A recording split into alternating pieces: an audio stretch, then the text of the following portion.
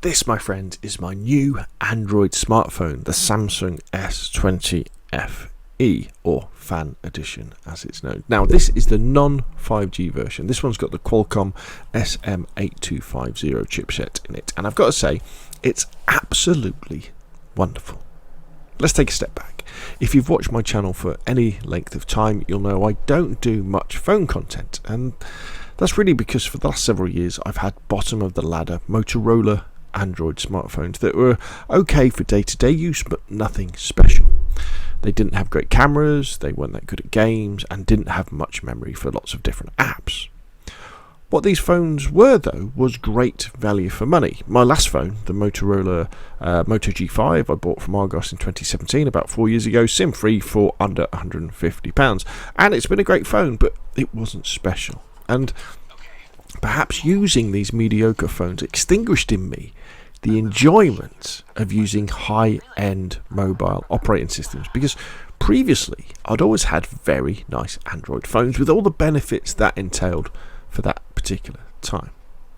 When Android first came out and became viable, I had the HTC Desire, which was almost the top of the range phone for its time. And then after a few years I had the Samsung Galaxy Nexus, which was really good, and again another almost top-end phone. But I got tired of having to take out expensive contracts to pay for these phones, and I just decided to go with SIM-free phones with an all-you-can-eat SIM. So I had unlimited calls, text and data with cheaper, lower-spec phones that you would just buy off the shelf.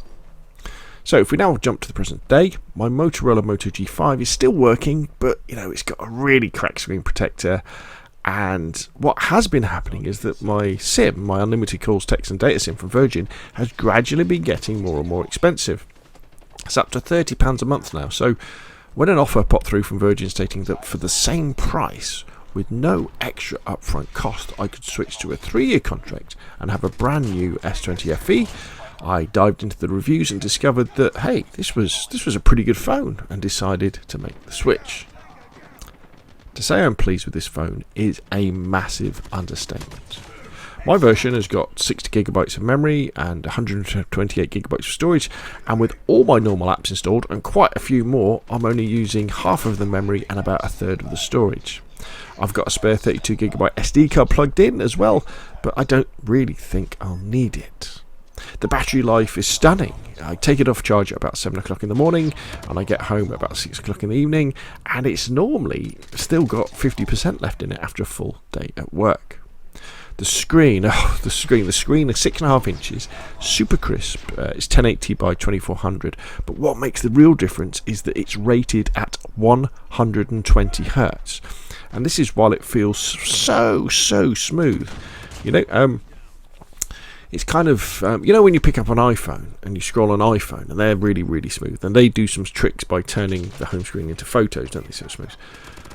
The Samsung S20 is just as good as that, and absolutely fantastic. On the back, it's got 3 cameras. There's a normal wide and 2x zoom, and so far it seems to take really nice photos and video, but I'll be doing more in-depth tests of that on my channel soon.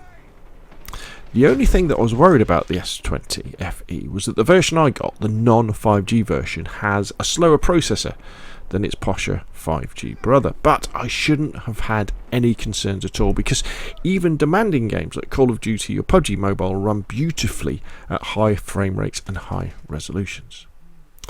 I love this phone so much, I've even gone for like a wraparound case with one of those magnetic catches, so that if it drops, it's not going to smash. And I've also put a nice screen protector on it, on the screen and on the cameras on the back, so I want it to be super protected from accidental drops and impacts. In conclusion then, at the moment, with first impressions, I am very pleased with my Samsung S20 FE.